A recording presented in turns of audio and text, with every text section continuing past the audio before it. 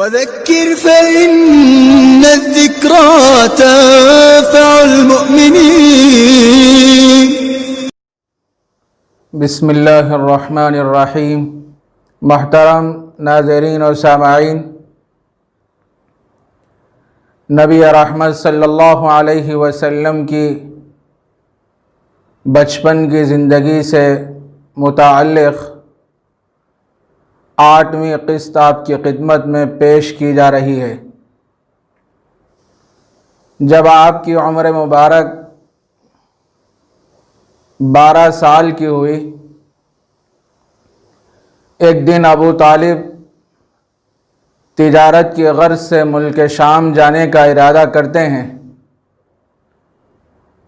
اور مقصد یہ ہوتا ہے کہ نبی اکرم صلی اللہ علیہ وسلم سے چھپ کر تجارت کی غرض سے ملک شام جاؤں. اونٹنی پر سوار ہو کر نکلتے ہیں. اللہ کے نبی علیہ السلام ابو طالب کو دیکھ کر فرماتے ہیں، چچا جان، مجھے کس کے سہارے چھوڑ کے جا رہے ہو؟ ایک والد تھے جو 4 ماہ کے حمل میں مجھے چھوڑ کے چلے گئے. ایک والدہ تھی جو 6 سال کی عمر میں وہ بھی اس دنیا سے رخصت ہو گئی. ایک میرے دادا تھے عبد المطلب، جو بڑی محبتوں سے مجھے پالا کرتے تھے، وہ اس دنیا سے رخصت ہو گئے جب میری عمر 8 سال تھی. مجھے کس کے سہارے چھوڑ کے جا رہے ہو؟ ابو طالب کا دل نرم ہو گیا. انہوں نے نبی اکرم صلی اللہ علیہ وسلم کو اونٹنی پر سوار کر کے تجارت کی غرض سے ملک شام نکلتے ہیں. ملک شام کے قریب قصبہ بصرہ ایک مقام ہے جو اس زمانے کا ایک اہم تجارتی منڈی تھا.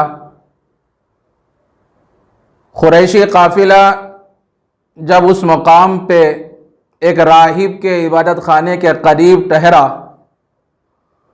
اس زمانے کا جو راہب تھا اس کا نام بحیرہ تھا. اللہ کے نبی علیہ السلام اس راہب کے عبادت خانے کے قریب جب ٹھہرے، یکایک وہ راہب ڈرتا ہوا سہمتا ہوا اپنے عبادت خانے سے باہر نکلا.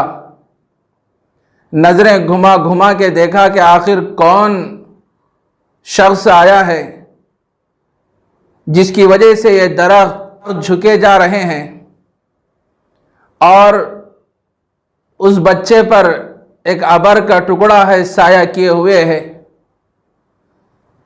جب نظر اس بحیرہ کی نبی اکرم صلی اللہ علیہ وسلم کے چہرے انور پر پڑی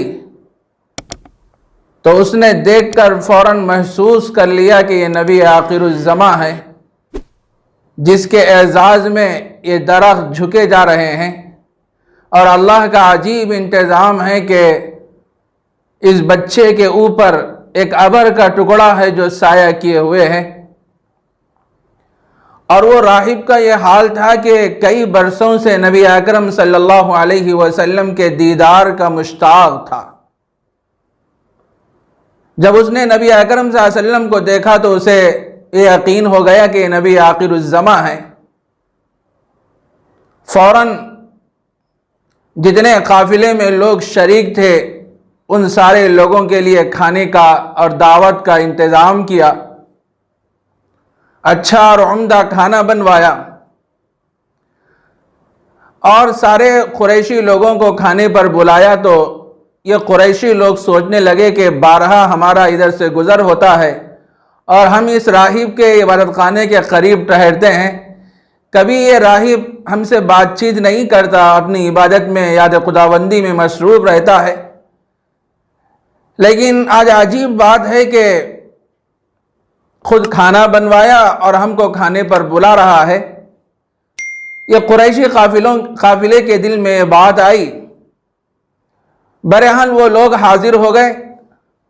ابو طالب نبی اکرم صلی اللہ علیہ وسلم کو سامان کی حفاظت کے لیے وہیں رکھ دیے، اور جتنے لوگ موجود تھے قافلے میں سارے کھانے پہ حاضر ہو گئے۔ وہ راہب دیکھا کہ جس کے اعزاز میں نے یہ دعوت کی ہے، اچھا اور عمدہ کھانا بنوایا ہے، وہی شخصیت موجود نہیں ہے، تو اس نے کہا کہ ذرا یہ بتاؤ کہ قافلے والوں میں سے کوئی آدمی چھوٹ تو نہیں گیا؟ ابو طالب کہنے لگے کہ ہاں، ایک چھوٹا سا بچہ ہے جو سامان کی حفاظت کے لیے وہیں رکھ دیا گیا ہے، وہیں چھوڑ دیا گیا ہے۔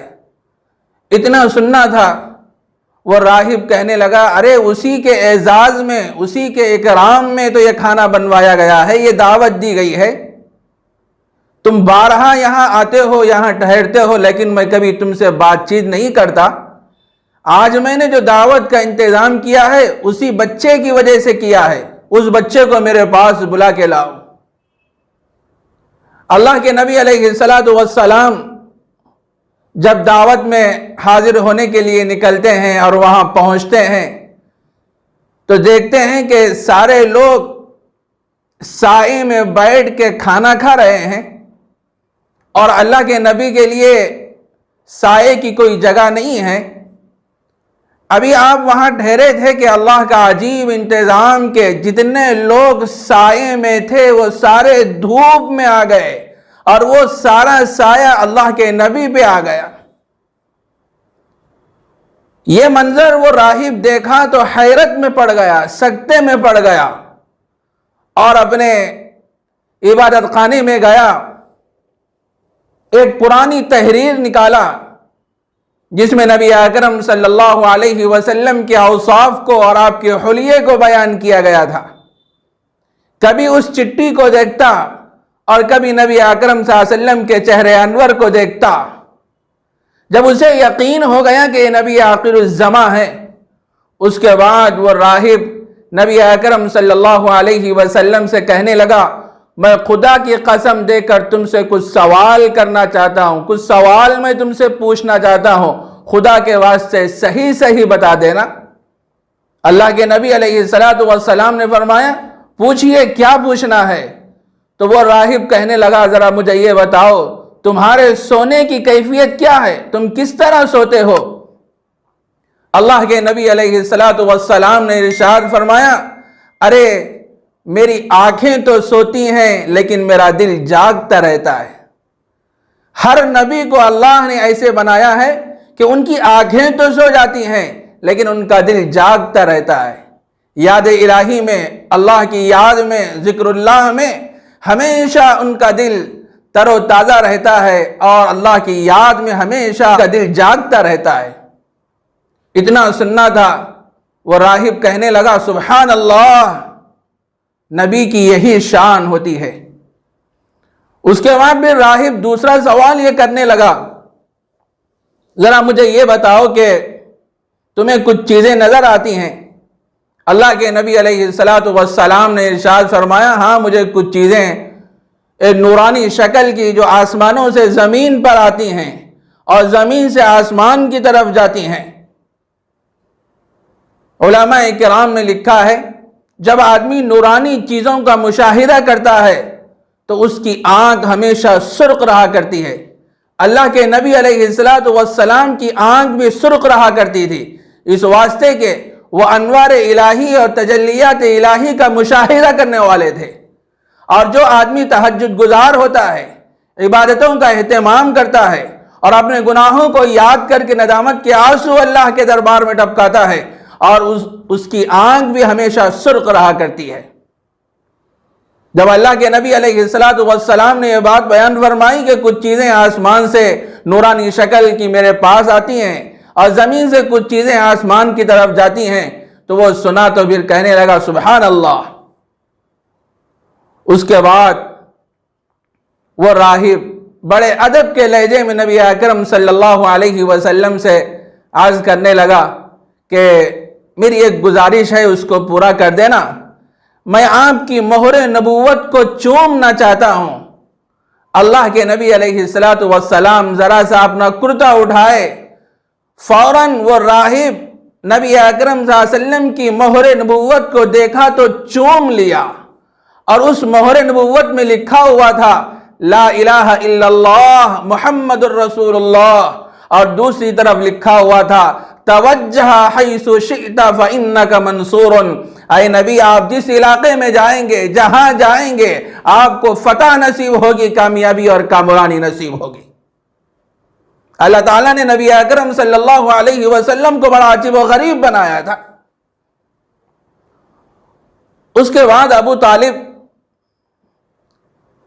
اس راہب سے پوچھنے لگے کہ تمہیں یہ کیسے معلوم کہ نبی آخر الزماں ہے؟ تو وہ راہب کہنے لگا کہ جب تمہارا قافلہ میری سرحد میں داخل ہوا، میں عبادت میں مصروف تھا، یاد خداوندی میں مصروف تھا، یکایک میں نے دیکھا کہ درخت جھکے جا رہے ہیں، اور سارے جتنے درخت ہیں وہ یکایک جھکتے ہوئے مجھے نظر آئے۔ میں اپنے عبادت خانے سے باہر نکلا اور نظریں گھما گھما کے دیکھا تو اس بچے پر نظر پڑی، اور اللہ کا عجیب انتظام کہ اس بچے کے اوپر اللہ نے ایک ابر کا ٹکڑا بچے کے سر کے اوپر رکھا ہے جو سایہ کیے ہوئے ہے۔ جب میں نے یہ دیکھا تو مجھے محسوس ہوا اور مجھے یقین ہو گیا کہ یہ نبی آخر الزماں ہے۔ اس کے بعد وہ راہب ابو طالب سے کہنے لگا ذرا یہ بتاؤ کہ رشتے میں بچہ کیا لگتا ہے، تمہارا کیا ہوتا ہے رشتے میں؟ تو ابو طالب کہنے لگے کہ میرا بیٹا ہے۔ فوراً وہ راہب کہنے لگا خدا کی قسم یہ تمہارا بیٹا نہیں ہو سکتا، اس واسطے کہ ہماری کتابوں میں لکھا ہوا ہے کہ نبی آخر الزماں یتیم ہوں گے، یتیم پیدا ہوں گے، یہ تمہارا بیٹا ہو ہی نہیں سکتا۔ ابو طالب کہنے لگے کہ ہاں یہ میرا بیٹا تو نہیں ہے بلکہ میرا بھتیجا ہے۔ جب اس کو یقین ہو گیا وہ راہب کو، تو اس نے متعدد قسمیں دے کر ابو طالب سے کہنے لگا کہ اس بچے کو ملک شام مت لے جاؤ، اس بچے کے نصرانی، یہودی، عیسائی دشمن ہیں، کہیں ایسا نہ ہو کہ اس بچے کو کوئی تکلیف پہنچائے۔ متعدد قسمیں دے کر وہاں سے نبی اکرم صلی اللہ علیہ وسلم کو پھر مکے کے لیے روانہ کرتا ہے۔ بہرحال میرے دوستو، نبی اکرم صلی اللہ علیہ وسلم کی جو بچپن کی زندگی ہے بڑی عجیب و غریب زندگی ہے۔ انشاءاللہ مزید باتیں آپ کی حیات طیبہ سے متعلق، آپ کے بچپن کی زندگی سے متعلق آئندہ قسطوں میں ہم آپ کی خدمت میں پیش کریں گے۔ وآخر دعوانا ان الحمد للہ رب العالمین۔